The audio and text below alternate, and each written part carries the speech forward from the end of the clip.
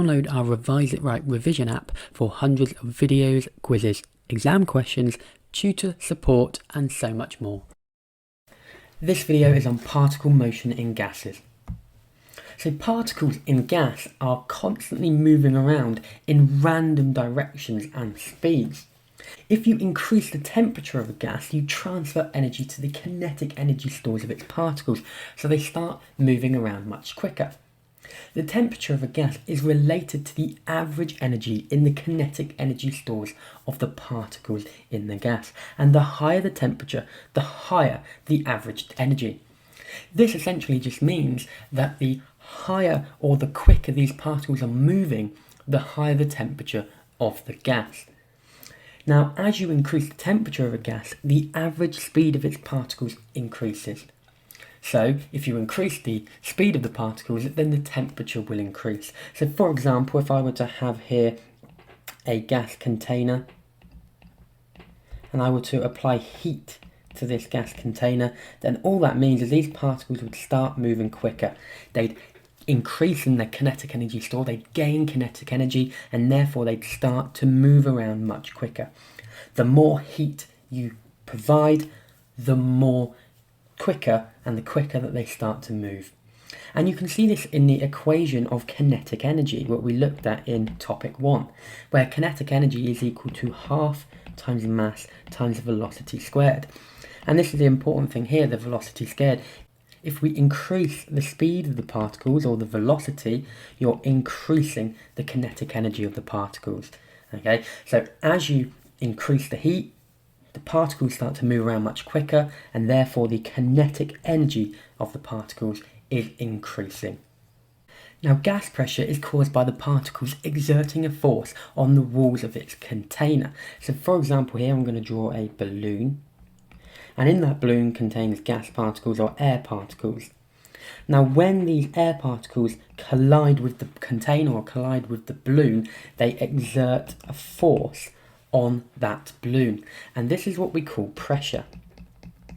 So pressure is the exerting of a force on the wall of the container from gas particles. Now, it's important to understand that the more times these gas particles hit, and with the higher energy that they hit, the higher the pressure. So if these gas particles hit more times, that would increase the pressure. If they hit the wall of the container with more speed, that would also increase the pressure.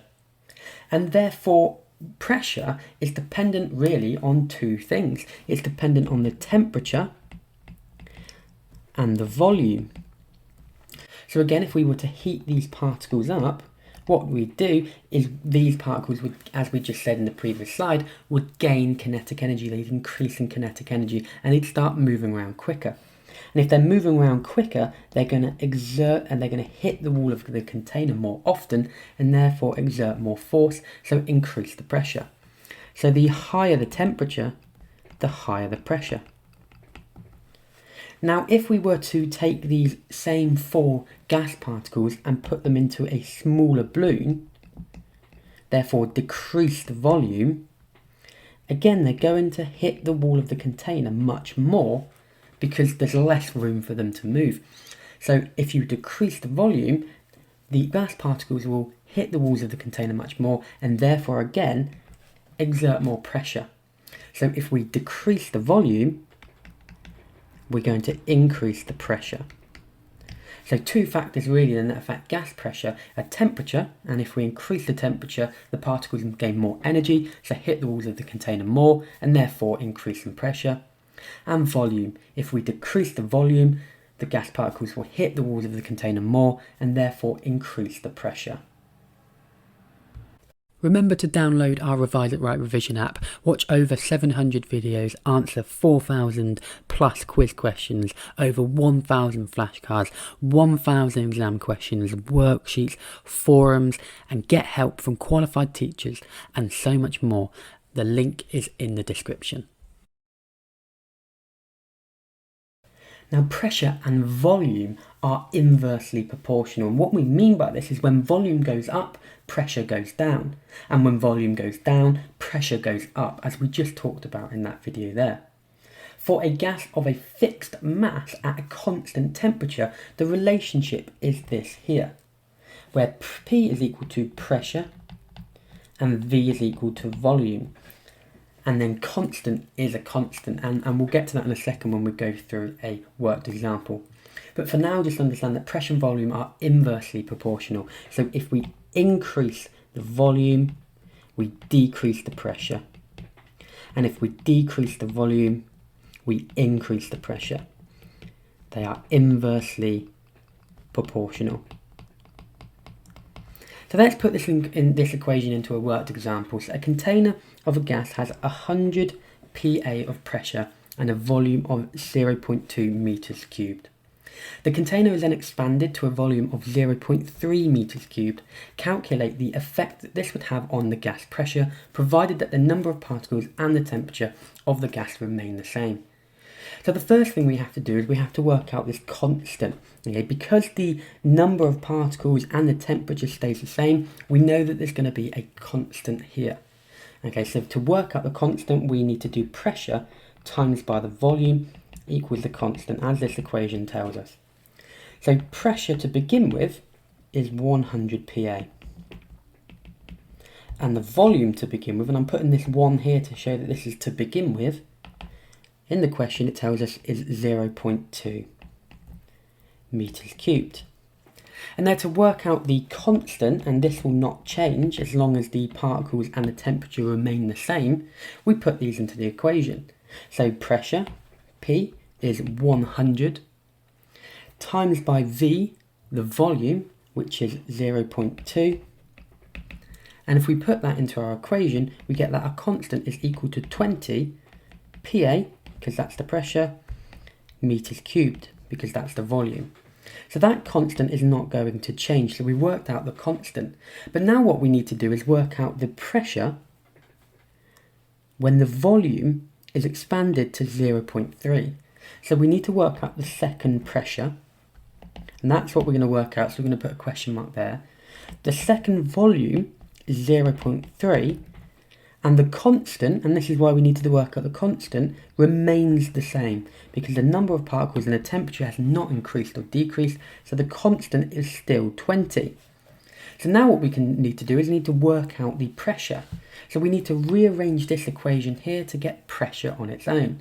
So P times V equals constant. To get pressure on its own would be pressure is equal to constant divided by the volume. Because we've moved this to this side, it's a times over here, so we move it to this side to become a divide. So now we've rearranged that equation, we can input the values that we've got. So pressure, or the pressure 2, is equal to the constant, which we worked out to be 20, divided by the new volume, because we want to work out the new pressure, so the new volume, which is 0.3. And we put that into our equation, so 20 divided by 0.3, and we get 66.7, and the units of pressure is PA. So you can see here we can use this equation, we can manipulate the equation to work out different values as long as the temperature and the number of particles remains the same. Now doing work on a gas in a given situation causes the gas to increase in temperature. Now you'll remember from a previous video that what we mean by doing work is transferring energy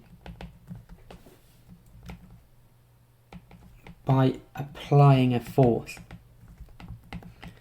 So if we transfer energy to gas particles, we are doing work on the gas particles and therefore increasing its internal energy, which, as we just learned, can increase its temperature. So for example, again, if we take this balloon, if we were to do work on this balloon, i.e. maybe pump it up, so we have a pump here, and transfer energy by pumping up the balloon, we are doing work on that gas, and these particles are then going to start to move around quicker because we're increasing the internal energy and therefore increasing the temperature. As we learned in the previous slide, that if we increase the internal energy, or if they start to move around quicker, you increase the temperature. For example, you can do work on a gas mechanically with a bike pump. The gas applies pressure to the plunger of the pump and so exerts a force on it. Work has to be done against this force to push down the plunger.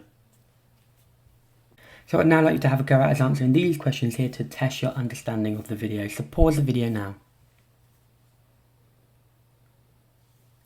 Okay, so let's go through the answers. So for number 1, they asked us to calculate the constant in each of these examples. So we just have to do pressure times volume.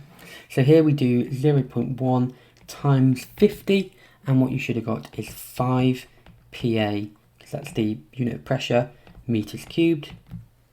And here we're going to do 20.2 times by 0.002, which is there, and in that we get 0.0404 PA meters cubed. And in this second question, it's asking us to calculate the pressure. Okay, so to calculate the pressure, we need to rearrange that equation to get pressure is equal to constant divided by the volume. So here we do 200, the constant, divided by the volume, which is 0.15, and what you get is 1,333 PA. And then for B, we do the constant, which is 550, divided by the volume, which is 0.05, and you get 11,000 PA. And then finally here we have to work out the volume, so we again have to rearrange the equation to get volume on its own. So it'd be volume equals constant divided by pressure. The constant is 5,200 divided by 100, and you get 520. Now here we can see meters cubed, so that'd be meters cubed. And then for B, the constant 10,800 divided by the pressure 240, put that into a calculator, you get 45 meters cubed as your answer. So we've now looked at particle motion in gases. There are plenty of practice questions to have a go at on the website and exam questions to work through. If there's anything you didn't understand, then please get into contact with one of our tutors who will happily help.